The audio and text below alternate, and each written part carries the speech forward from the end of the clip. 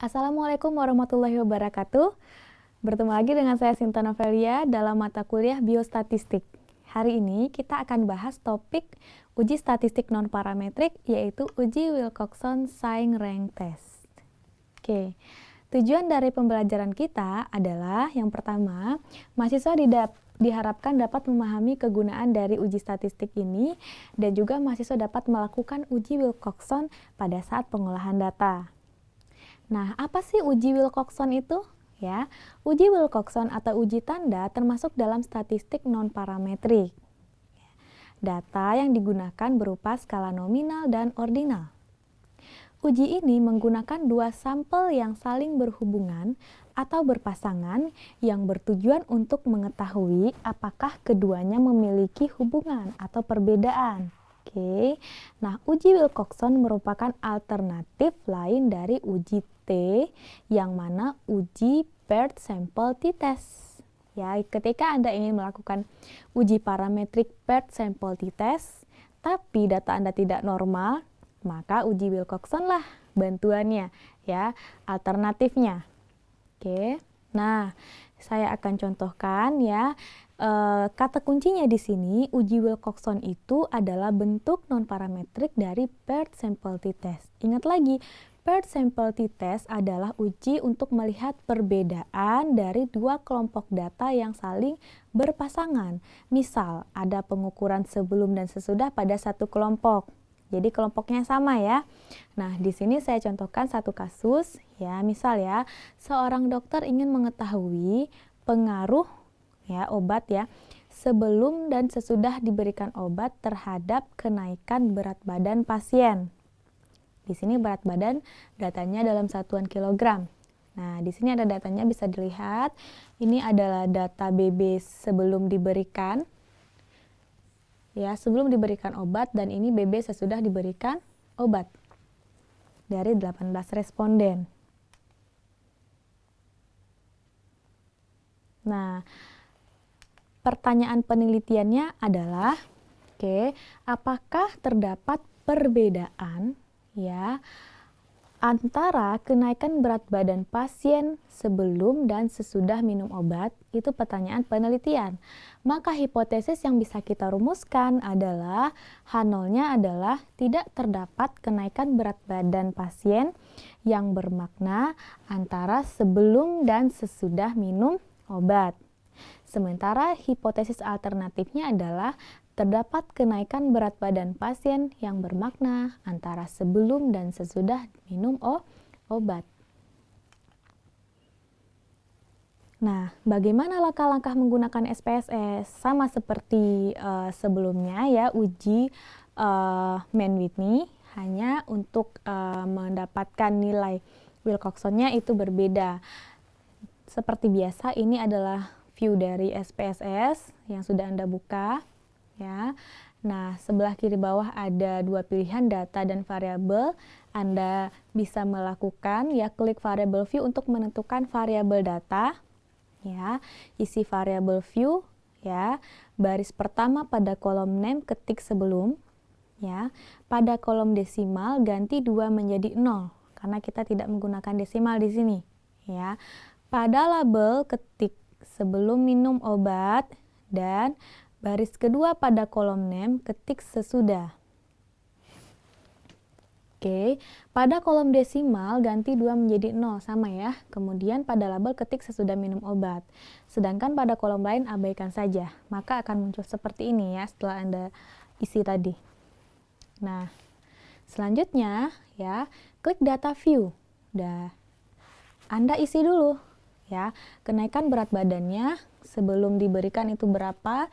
Ini artinya responden ya, responden pertama ya, sebelum diberikan berapa BB-nya, sesudah diberikan obat berapa BB-nya ya. Responden kedua, sebelum diberikan obat berapa BB-nya, sesudah berapa BB-nya, dan seterusnya. Selanjutnya, Anda lakukan uji Wilcoxon tadi. Seperti apa? Anda pilih analyze yang ada di menu bar SPSS yang paling atas ya. Analyze, kemudian pilih non-parametric test, pilih legacy dialogs, dan pilih two related samples, karena sampelnya berhubungan. Kemudian klik, akan muncul seperti ini. Nah, setelah itu ya, Anda harus memindahkan variabel yang ada di kolom sebelah kiri kepada variabel 1 dan variabel 2. Ya, ke sini ya. Sebelum dan sesudah. Variabel 1 misalnya sebelum, variabel 2 misalnya sesudah. Oke. Kemudian jangan lupa contreng Wilcoxon. Ya, kemudian klik OK. Nah, seperti ini ya. Masukkan sebelum dan sesudah, Wilcoxon, and klik OK. Akan keluar output seperti ini, ya. Hanya ada satu yang perlu Anda perhatikan di sini, ya, adalah significant to tell-nya. Oke, lihat berapa ini? 0,009. Ingat lagi, ini adalah p-value. Ya, ketika p-value Anda, p-value besar dari alfa atau alfanya berapa? 0,05, maka H0 diterima.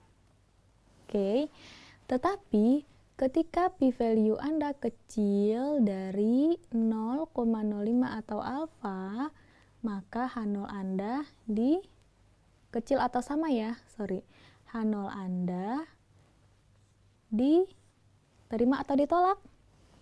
P-value kecil sama dari 0,05 ditolak.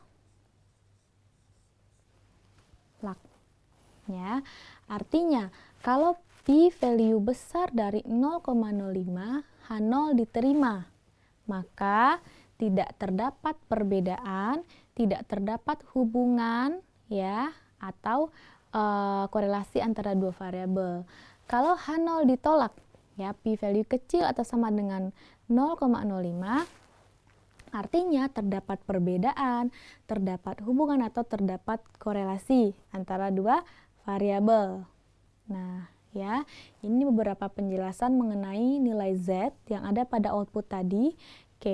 Pada tabel tes statistik didapatkan nilai Z hitung adalah min 2,628. Sedangkan Z tabel diperoleh dari tabel Z dengan alfa 5%, nilainya sekitar 1,64.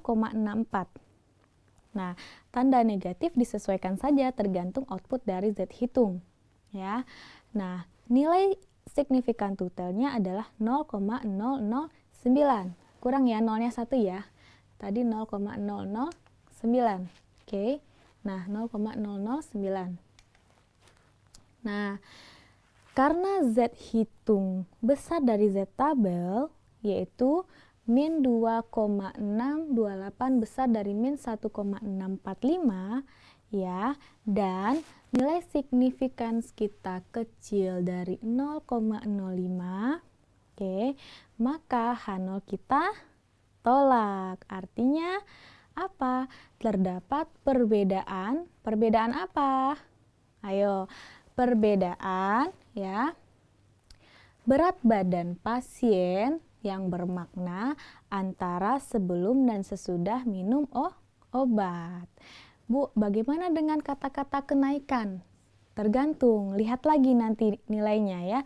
Kalau misalnya dia memang cenderung naik, berarti kita simpulkan terdapat kenaikan berat badan.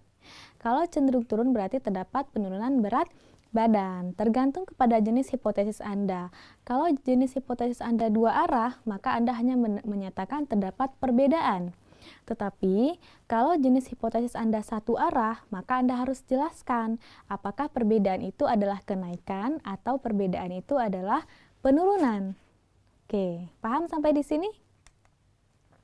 Oke, ini adalah tugas Anda untuk melakukan kembali langkah-langkah uji Wilcoxon dengan menggunakan modul yang sudah saya sediakan. Ya, saya harap dengan menggunakan modul Anda dapat terlatih lagi sehingga mahir menggunakan uji ini dalam pengolahan data Anda nantinya.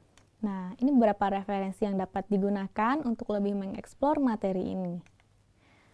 Sampai di sini, jika ada pertanyaan bisa ditampilkan atau di komen di web site perkuliahan atau langsung ditanyakan kepada saya. Ya, saya harap Anda dapat menikmati kuliah hari ini dan dapat mengaplikasikannya dengan baik pada saat pengolahan data nanti. Terima kasih atas perhatiannya. Billahi taufik wal hidayah. Wassalamualaikum warahmatullahi wabarakatuh.